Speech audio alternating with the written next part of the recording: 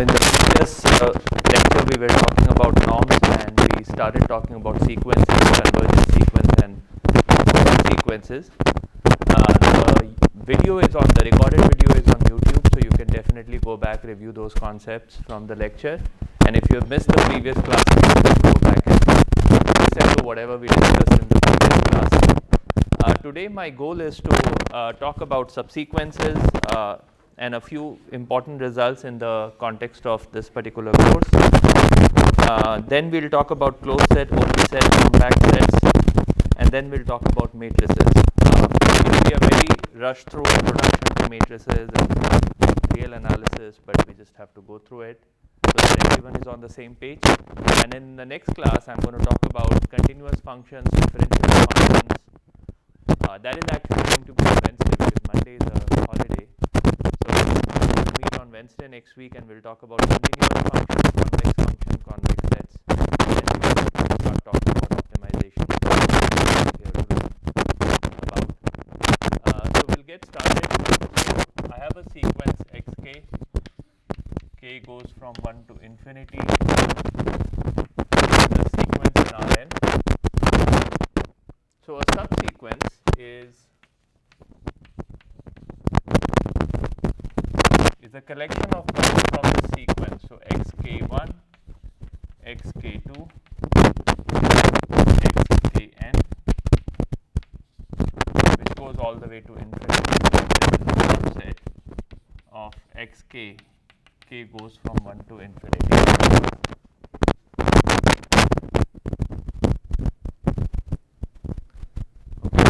Come up with an example. So xk is equal to 1 over k. I'm going to define a subsequence yk as x2k equals 1 over 2k. Okay, so yk is a subsequence of xk.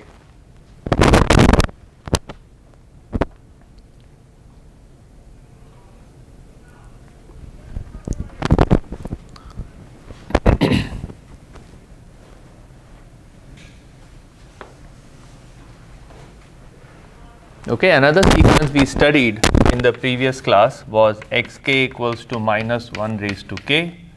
I can define another sequence or subsequence yk which is x2k which is equal to 1, or I can define a sequence x2k plus 1 equals to minus 1.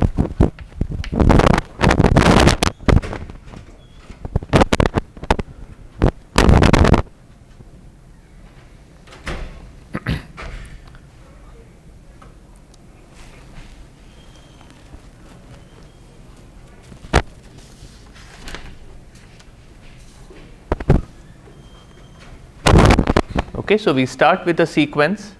I can construct as many subsequences as I want. I can pick whatever indices I want here. So these indices are general. As long as k1 is smaller than k2 is smaller than k3 is smaller than k4 is smaller than, and so on. So it has to be in an increasing progression. But I can create whatever subsequence I want. I can have x1, x5000, x20000, x50000, and so on. Or I can have a much more easy to understand sequence which is just x2k. So I'm removing every alternate object from the original sequence in order to come up with a subsequence. Okay. Now, one thing you will notice in these two examples that I've written here, I have a sequence, this converges to 0. I construct a subsequence. What does the subsequence converge to? 0, right? So if you start with a convergent sequence, no matter how you construct your subsequence, it will always converge to the same limit of the original sequence. Okay, so that's a very easy to understand result, because you know that the tail of the subsequence is going to be in the same neighborhood of the limit point of the original sequence. But here we are seeing something more interesting happening. I start with a sequence which never converges, right? So minus 1 raised to k, if you look at it, it's minus 1, 1, minus 1, 1, minus 1, 1. It's not convergent at all. But what I have been able to do is derive two subsequences which actually converges. So this sequence is always equal to 1, this sequence is always equal to -1, which means that this sequence converges to 1, this sequence converges to -1. Okay, or rather this subsequence converges to 1 and this subsequence converges to -1. So even if your original sequence is not convergent, there is a possibility of creating subsequences that actually converges to something. This fact is going to be very useful in much of optimization because it's used in proving theorems. Okay, so it may not necessarily be useful from an implementation point of view, but it is definitely feasible to prove theorems using this particular idea. So one of the main result that you should remember, not one, but maybe I'll talk about two results. So the theorem 1, every bounded sequence has a convergent subsequence.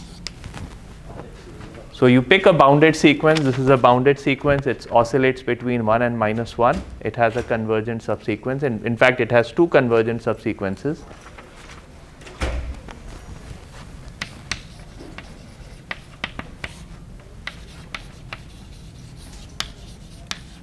Every monotone sequence, okay, I guess monotone increasing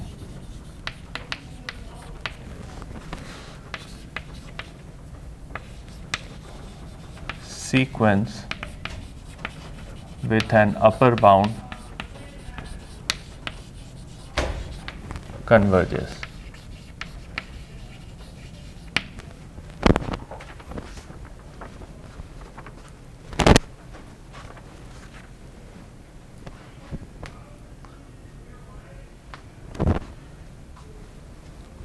Yes, please. What do you mean by monotone? I'll just talk about it in a bit. Yeah. So monotone means it has to be increasing. So x1 is less than equal to x2 is less than equal to, and so on. So in this case, you know, the entire sequence actually sits in R. Generally, well, you know, it's actually a monotone non-decreasing sequence. Let me write it as monotone non-decreasing.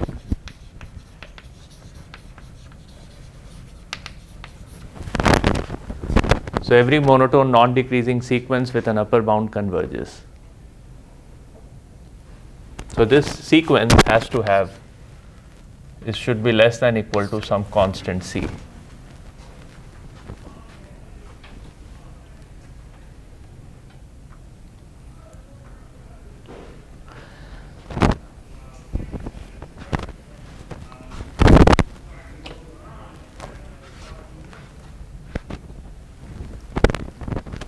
Okay, so let's look at the first theorem. So what does it say?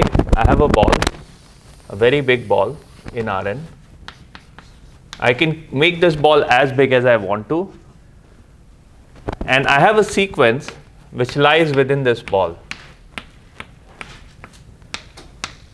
It may not converge, okay, so it's not converging to anything, but it is within this ball. All the points, the entire sequence is within this particular ball. So this is a bounded sequence. This sequence is bounded because it lies within a ball in Rn. Okay. Now this bounded sequence will have, it's guaranteed to have a convergent subsequence. We don't care about what that convergent subsequence looks like, but because it's a bounded sequence, it has to have a convergent subsequence. And it will converge to some point within this ball. So that's theorem 1. We are not going to prove this result, but it's an important result, something that will appeal to in some of the proofs throughout the class. The second theorem is every monotone increasing sequence with an upper bound, monotone non-decreasing sequence So here is my sequence.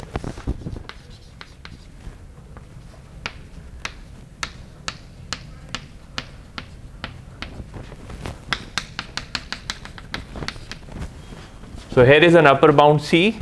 This is a monotone non-decreasing sequence. So every time I pick, so this is my x1 and this is my x2. x2 is above x1, x3 is above x2, x4 is above x3, and so on and so forth. So it's a monotone non-decreasing sequence. It satisfies this property, x1 less than equal to x2 less than equal to x3, and so on. All of it is bounded from above by C. Then this one has a limit point, and it converges to some point x bar, and this x bar will be less than equal to C. So that's the second theorem. Every monotone non-decreasing sequence with an upper bound converges. Any questions so far?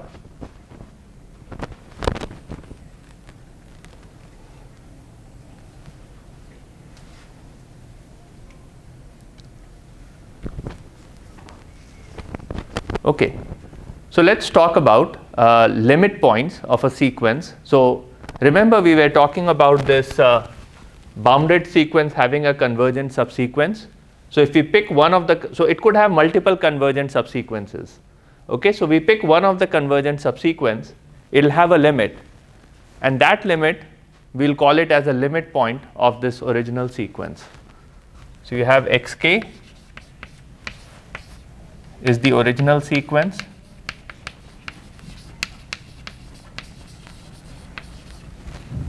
I pick xkn as a subsequence that converges to x bar, then this x bar is a limit point of xk. Let me write it here.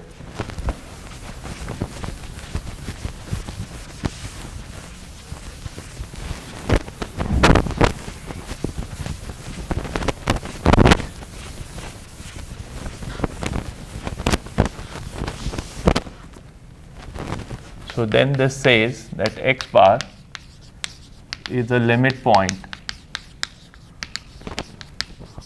of xk. Now the question is, what are the limit points of the sequence -1 raised to k? What are the limit points of -1 raised to k? So my sequence xk is -1 raised to k. That's my original sequence. I can construct subsequences that converge to some point x bar, which we'll call as limit point of the original sequence xk. Now I pick a sequence -1 raised to k. What are the limit points of this sequence? Yes? Could it be like k0 because it converges to No, it does not converge to 0, right? So no matter what subsequence you pick, it's never going to converge to 0. Yes? -1 to the k, -1 to the k is not a limit point. Let's think about it. So this one still depends on k. The limit point should not depend on k. So remember, this x bar doesn't depend on k. 1 and -1. Okay, so because I can construct subsequences that converges to something, and those things will be the limit points. So in this case, I constructed one subsequence that converges to 1. I constructed another subsequence that converges to -1, and those are the limit points. So the limit points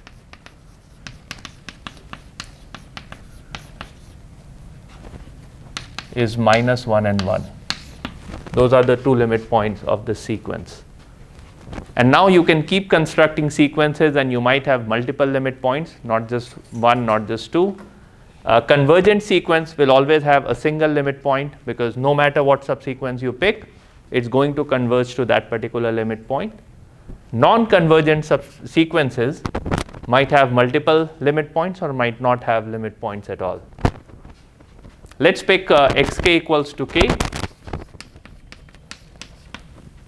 Is it a bounded sequence? No, it's not a bounded sequence. What does it converge to? Yeah, it doesn't converge, it actually diverges to infinity. Diverges to infinity. No matter what subsequence you create out of this original sequence, all of those subsequences will diverge to infinity. Okay? So there is no limit point. This sequence, because it is a divergent sequence, it doesn't have any limit point.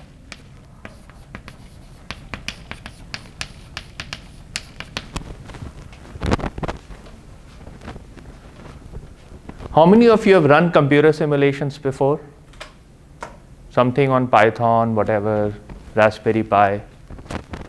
You know, many a times when you are running those simulations, you get NaN or you get INF, right? What does that mean? It means that whatever sequence you created in that particular piece of code, it's actually diverging, right? Sometimes you write a code and it's oscillating, okay? It gives you plus 0.27 minus 0.35, plus 0.27 minus 0.35. You are in this sort of situation. It has a limit point, but it doesn't have a limit. Okay, so you're oscillating between different limit points in that code, in that simulation.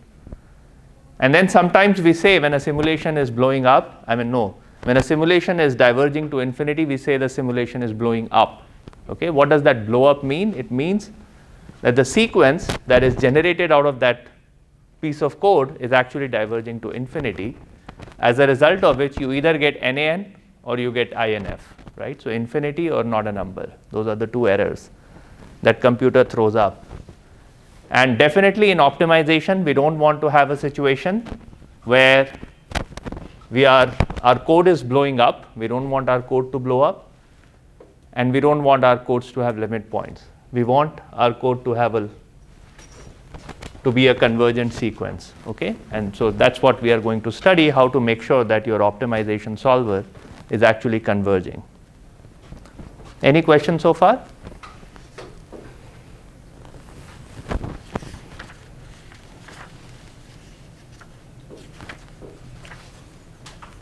Okay, so we talked about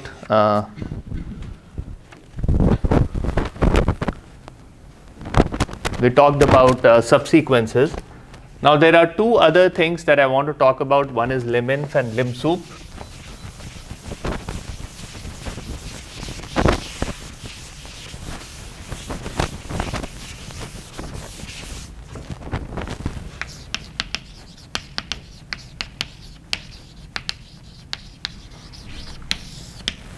So I have a sequence xk, k goes from 1 to infinity. This is a sequence in R. So remember, we were so far talking about sequences in Rn, but now I'm talking about sequences only in R. So it's a single dimensional object.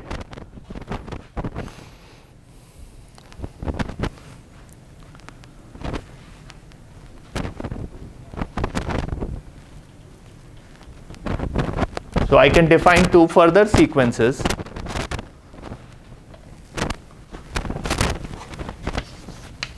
Ym equals to inf xk k greater than equal to m, and then zm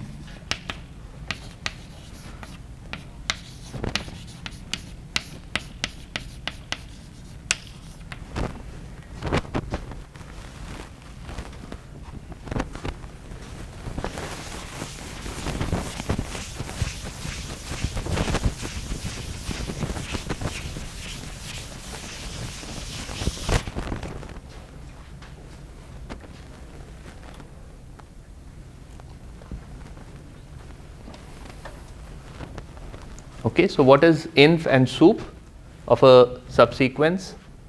So let's think about it. I pick a sequence xk equals 1 over k. What is my ym?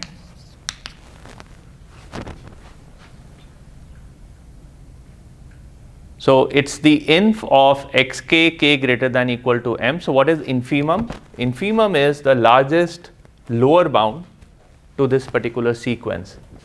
So this sequence is 1 over k. What is the largest lower bound to the tail of the sequence? So I'm looking at the entire tail. So I go from m, m plus 1, m plus 2. So I look at xm, xm plus 1, xm plus 2, all the way up to x infinity. And I'm looking at the largest lower bound. So is minus 1 a lower bound to this? Yes. Minus 0.5 a lower bound to this? Yes. 0 is a lower bound to this? Yes. What about 0.1? Is that a lower bound to the tail of the sequence? So let's look at the tail of the sequence. I have 1 over m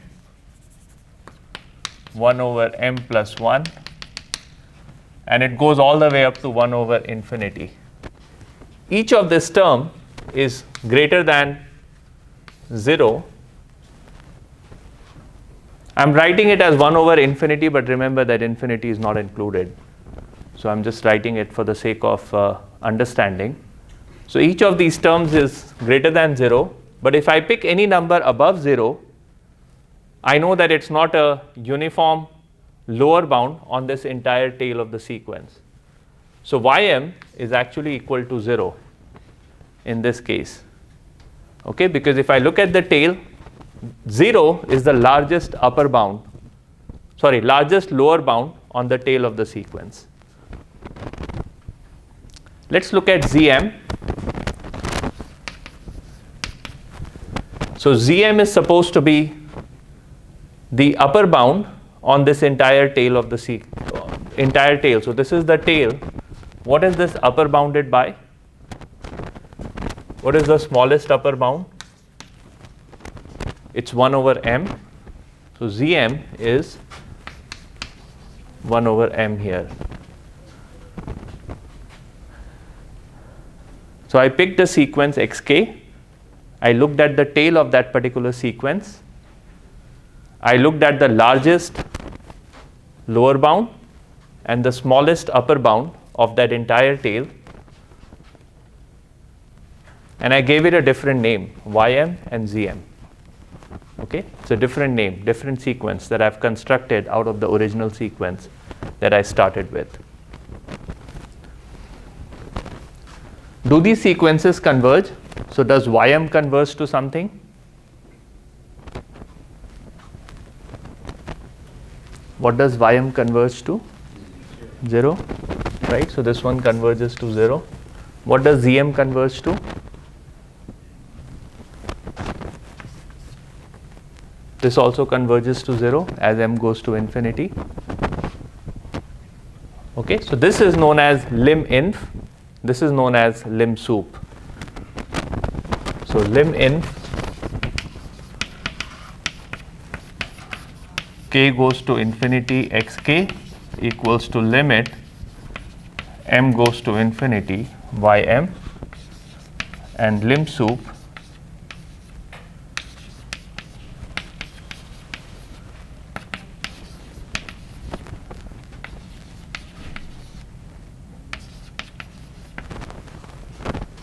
that's the definition of liminf and limsup. And the cool thing is, because of the theorem 2 we just talked about, these two limits will always exist. So this will always converge to something, this will always converge to something. As long as xk is not diverging, they will converge to something. And that would be our liminf and limsup. That's the definition.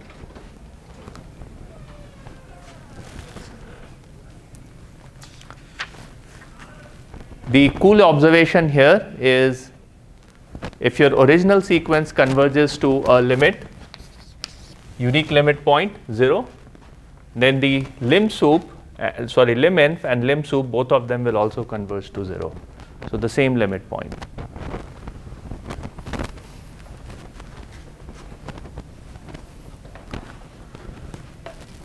Any questions so far? So sometimes when my optimization algorithm is not converging to something, then I can look at the subsequence, which has a very low loss function, and I'll assume that, I mean not assume, but I'll just look at that particular sequence and then I'll try to use that as a way to drive my next search for solution. So this kind of stuff, liminf, limsup, is frequently employed in machine learning and in training of large language models. How does it get applied? We'll talk about it towards the end of this course, probably in November or early December. That's when we'll talk about it. But remember, we'll of course appeal to liminf and limsup during some of the proofs we'll do during the class. But where it actually gets utilized in real world setting is something we'll talk about in November and December, not until that time. Okay, anybody of you have trained a model before in machine learning? One or two people? Okay. Yeah. So something, I know there is a project component to it. I'm not sure how many of you are going to do a project that is complicated optimization project, but if you're doing complicated optimization project, this is something you will always have to appeal to when you are running the code. Okay. Any questions so far? No? Either everybody understood everything or nobody understood anything. There are only two outcomes.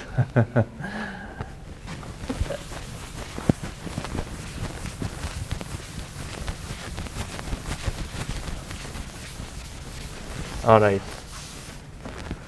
We'll switch gears and we'll talk about closed set, open set, and compact set. So let's talk about open set. So I have a set, X. Okay. So I'm going to write it as X. Okay. So this is an easy way to write this X. So I'm just going to write it like that, like this.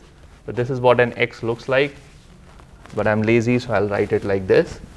So this is a set in Rn. It is open if for every X in X there exists epsilon greater than 0, such that a ball of radius epsilon around X is a subset of X. So this is my X.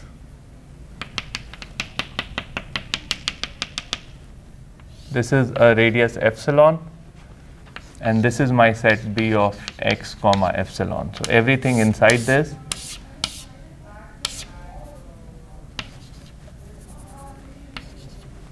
everything inside it is my B of X epsilon. So that's a ball of radius epsilon around X, and that's a subset of this original set capital X. So that's an open set. So let me. Is this strict subset or? It'll always be. It need not be a strict subset. Okay. As long as you can find a ball, that's completely fine.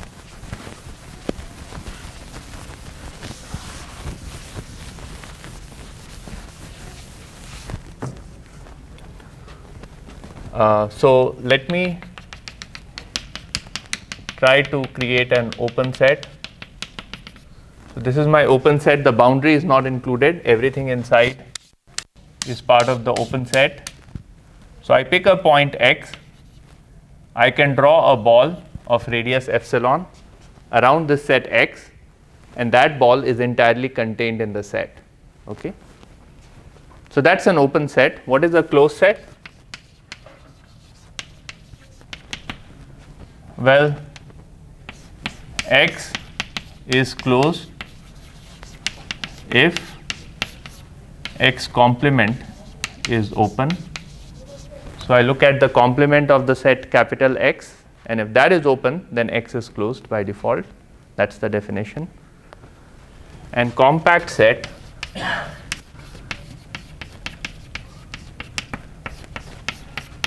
X is closed and bounded.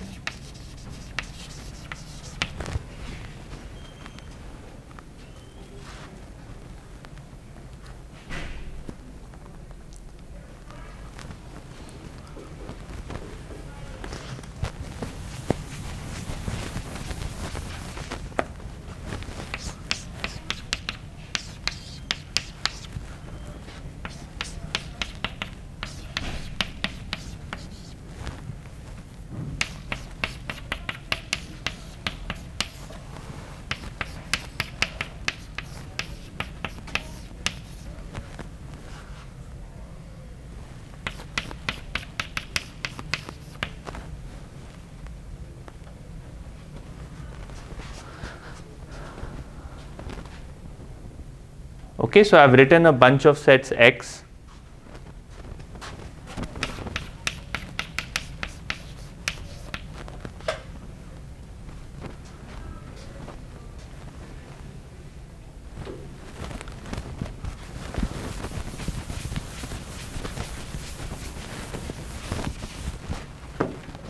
We'll use democracy to prove the results today. So we'll vote on what is an open set, what is a closed set, and the majority wins. Okay, that's the game we are playing here.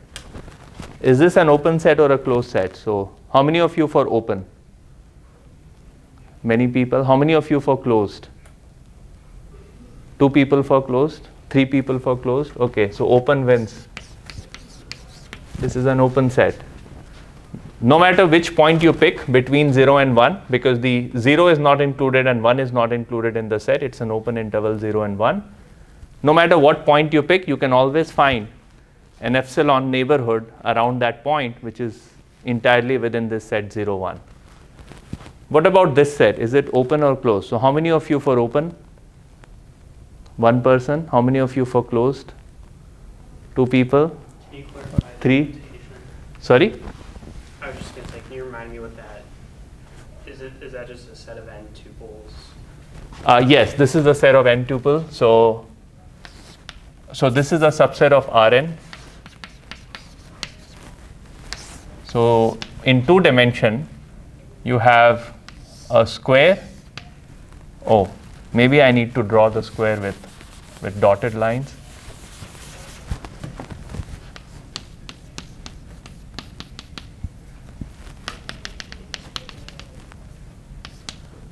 So everything inside. This is 0, 1 square. Okay. So no matter what point I pick, I can always find a ball around that particular point that lies entirely within that set. Okay, so this is an open set.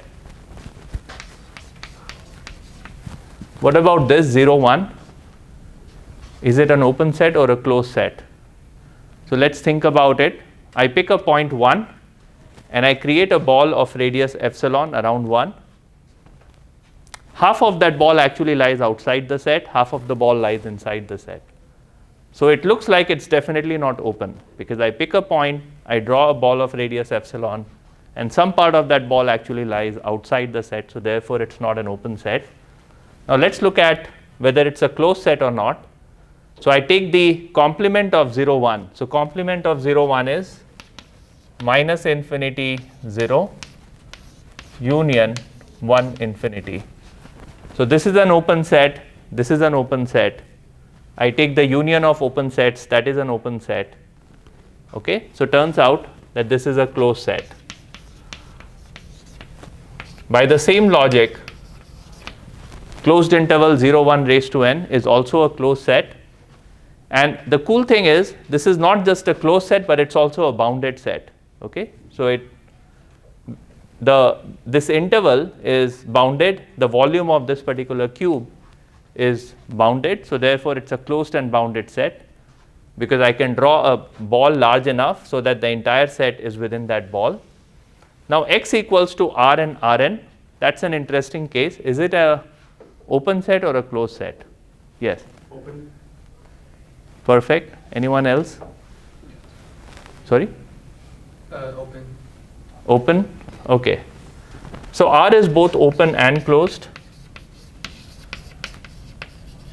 because it's the entire set. So it's open and closed. So if you pick any convergent sequence, the limit of the sequence will lie in R. If you pick any convergent sequence here, the limit of that sequence will lie in Rn. So it's, by definition, it's kind of both open and closed. Typically, we'll treat it as open, but sometimes, if necessary, we'll treat it as closed. It depends. Okay. Yes, please. So by the definition, you can always draw a ball of size epsilon, and it will be included, right? Right. That's right. So how is it closed? Because the complement of that set is empty set. An empty set again is open and closed by definition, because there is no point inside it. So that's the problem. That's the problem that comes up with this entire set. But we will never be actually in this particular category. We'll always be in one of these categories, and hopefully we won't have to worry about whether R is open or closed. Only point is a closed set. Sorry? 1 point. 1 point is a closed set. Yeah, 1 point is a closed set because the complement is going to be open. One of the nice things about closed set is if you pick a convergent sequence within a closed set, the limit point is going to lie within that closed set. So that's actually another definition of closed set, that it contains any sequence in that particular set. The limit point is contained within that set.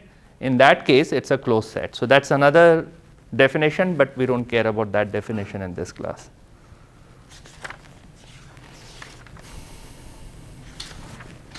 Okay, so we did talk about closed set, open set, and compact set. So this is not just closed, but these two sets are also compact because they are bounded. So closed and bounded are called compact sets. So those are compact sets. Okay, we have about 20 minutes. I want to talk about matrices in those 20 minutes. So no questions on this? Yes, please. Can you give an example of a closed set that is not bounded? Yes, of course. A closed set that is not bounded. Great question. So this is a closed set that is not bounded. Okay. So X complement is -infinity 0. So that's an open set. So X is a closed set. And this is not compact. So this is closed, but not compact, because it's unbounded. Yes, please. What if there is? Number 4. Here? Yeah. 0, 0, 4. Oh. Okay. So his point is, I have x equals to 0, 4. What is this? They are neither closed nor open. Okay. They are neither closed nor open. There are many such sets that you can construct. So x equals to the set of rational numbers, neither closed nor open. Okay. So you can construct many sets that do not fall within the category of open or closed set. But in this class, we don't care about it. If you take a class in real analysis and math, so there's a 4,000 level class and a 5,000 level class in the math department, they talk about it all the time. That's the entire course about. Okay.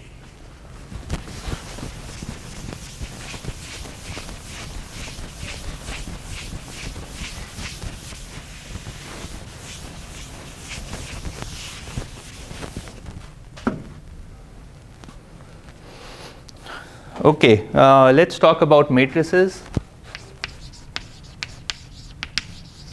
In this class, we'll talk about square matrices.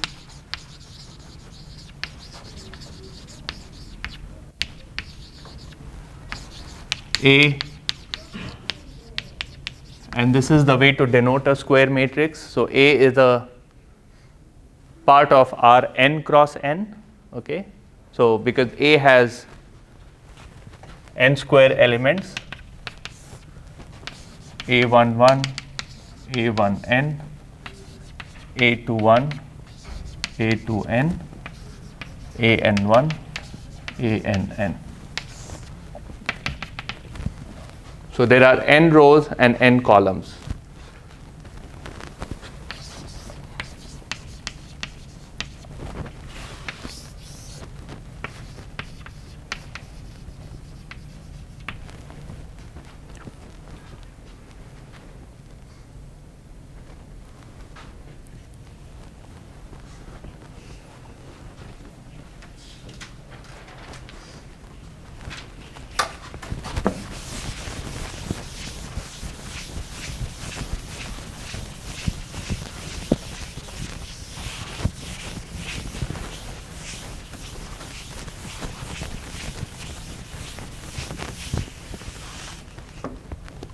Okay, so I have n rows and n columns. I have arranged it in the form of a matrix. This is a square matrix because it has the same number of rows as the number of columns. So some of these matrices are invertible, and so the inverse of a matrix satisfies A inverse equals to A inverse A equals to I. If you recall from your linear algebra class, I is a matrix which has 1 along the diagonal and 0 elsewhere. This is known as identity matrix.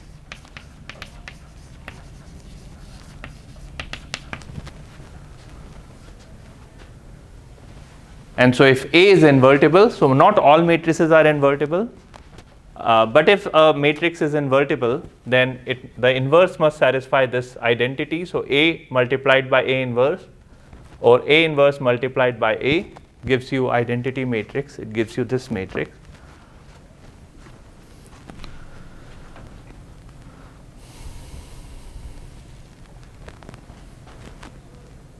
So how do we know if a matrix is invertible or not? So we can look at the characteristic polynomial. There are many ways to do it, and there are many definitions. Some definitions are more general than others. I'm going to make things a little bit simple in this particular class, but because we don't need the full-blown matrix understanding, we just need to know about eigenvalues and eigenvectors. So that's the part I'll be covering in this class. But I'm assuming that all of you have seen matrices before, so you know all of the stuff that I'm going to be talking about.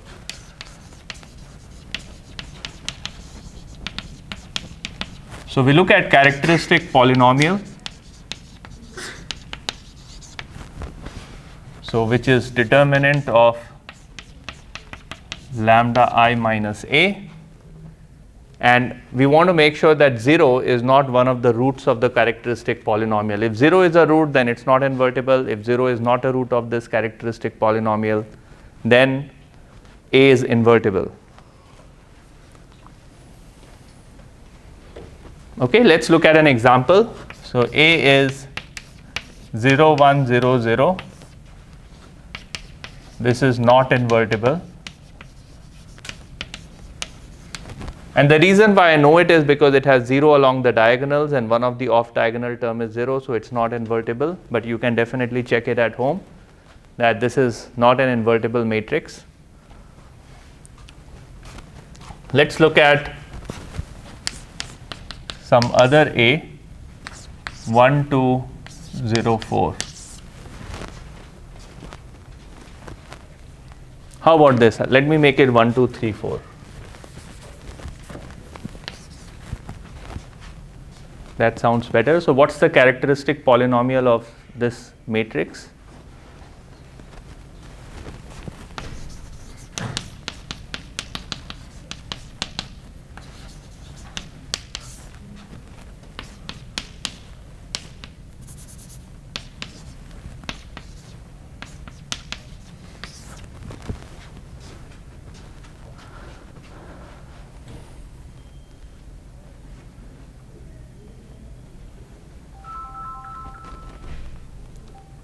Does this look correct? Lambda I minus A. So this is what lambda I minus A looks like. Now I need to find the determinant of this matrix. What is the determinant of this matrix? Can someone help me with that?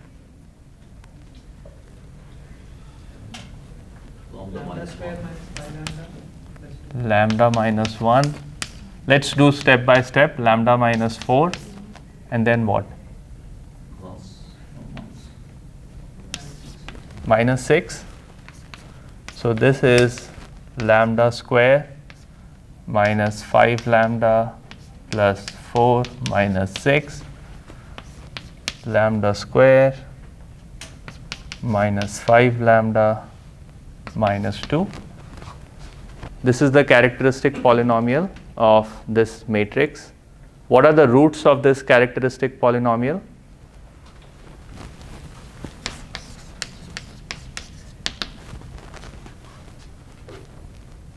So the roots of this characteristic polynomial, I have to set it equal to 0 and I have to solve for lambdas. Anyone remembers the formula? 5 plus or minus 2.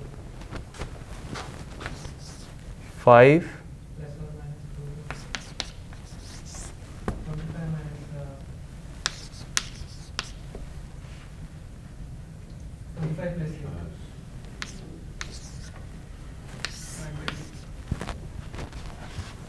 right? So that's the roots of this. Are these equal to 0? Is any of the root equal to 0? It's not. Therefore, this is an invertible matrix. And these roots are known as eigenvalues. So roots of characteristic polynomial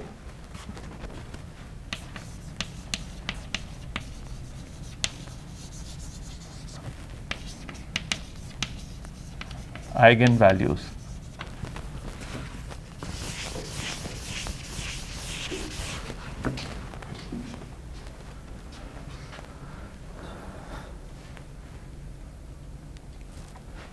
Okay, so the roots of the characteristic polynomial, they are called eigenvalues. So if A is n cross n matrix, it's going to have n eigenvalues because each of these characteristic polynomial will have n roots. Typically, the roots will be complex roots. Okay, typically speaking, for most matrices, the roots are going to be complex. But in this class, we are mostly going to talk about matrices that have real valued roots. So we don't have to worry about the complex numbers in this class. But generally speaking, eigenvalues are complex numbers for a generic matrix. So the roots are called eigenvalues, and then you have a vector AV equals to lambda V. So lambda is an eigenvalue.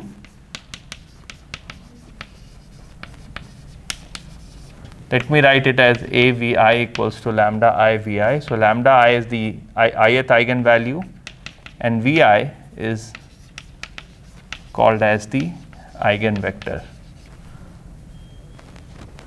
corresponding to lambda I.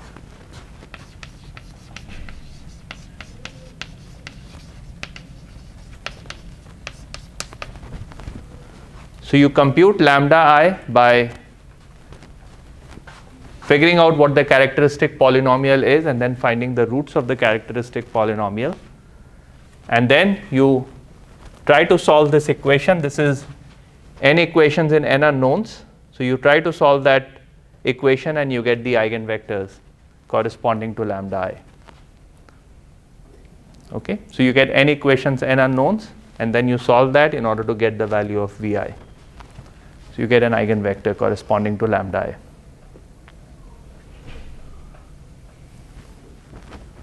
Any questions so far? No? Awesome. Now you have multiple roots. Like I mentioned, each matrix A that you pick will have n eigenvalues because it has n rows and n columns, so it will have n eigenvalues. Now the largest of those eigenvalues, or absolute value of those eigenvalues, is called the spectral radius of the matrix A.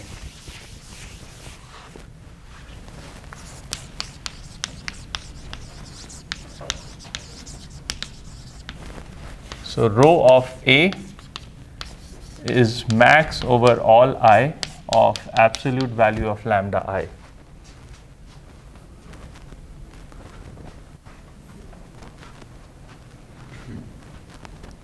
So I have the roots. So here, so lambda 1 is 5 minus square root 33 over 2. 5 plus square root 33 over 2. What is the spectral radius? I look at the maximum of the absolute value of lambda 1 and lambda 2. So it's max of, and this is my lambda 2. So the spectral radius of 1, 2, 3, 4 is 5 plus square root 33 over 2, because that's the maximum of absolute value of eigenvalues.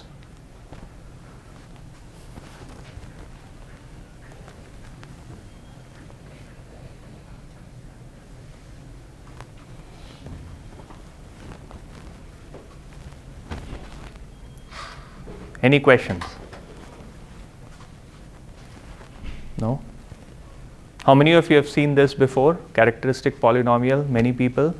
How many of you have seen eigenvectors? I'm assuming everyone. Spectral radius? Not at all? Okay, few people. Okay, so spectral radius is just a natural concept. Once you know eigenvalues, you just pick the maximum of those eigenvalues or absolute value of those eigenvalues, and you get spectral radius. So nothing complicated.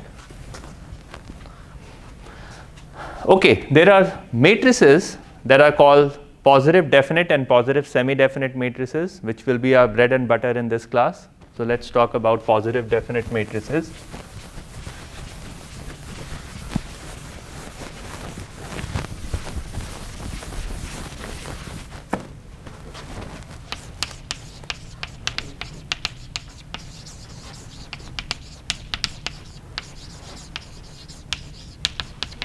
So A is positive definite. So this is the notation we will use for positive definite.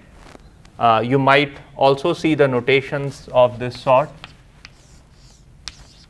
So this is like a curved greater than equal to sign or greater than sign. So sometimes people use this. Some of the books will be using this for positive definiteness. We will be using this for positive definiteness. So A is positive definite if and only if x transpose Ax is strictly greater than 0 for all x in Rn, x not equal to 0. So that's the definition of positive definite matrices. And then semi-definite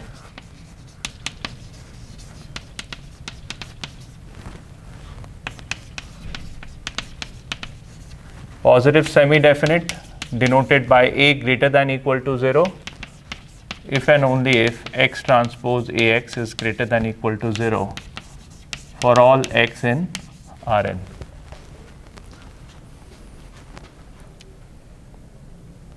And some books will write it as A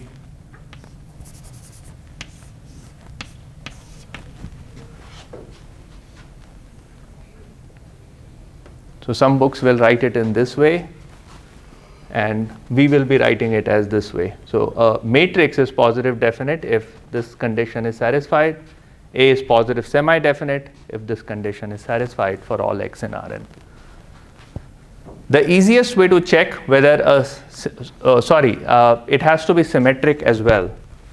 So for positive definite and semi-definite, A is symmetric.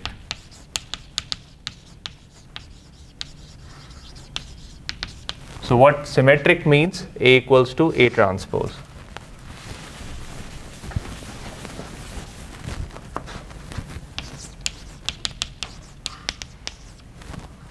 So A is symmetric matrix and A is positive definite if that symmetric matrix satisfies this condition. A is positive semi-definite if the symmetric matrix satisfies this condition. And the simplest way to check for that is to look at the eigenvalues of the symmetric matrix. So if the eigenvalues are non-negative, which means that it has eigenvalues as 0 or some positive numbers, that's a positive semi-definite matrix. If all eigenvalues are strictly positive for that symmetric matrix, then it's a positive definite matrix. Okay. So we'll talk about this in the next class. We'll take up the conversation from here. We'll talk about positive definite matrices, positive semi-definite matrices, and then we'll talk about a special result for matrix theory, like an important result from matrix theory, and then we'll talk about continuous and differentiable functions. So thank you so much. I'll see you on Wednesday. Have a great long weekend.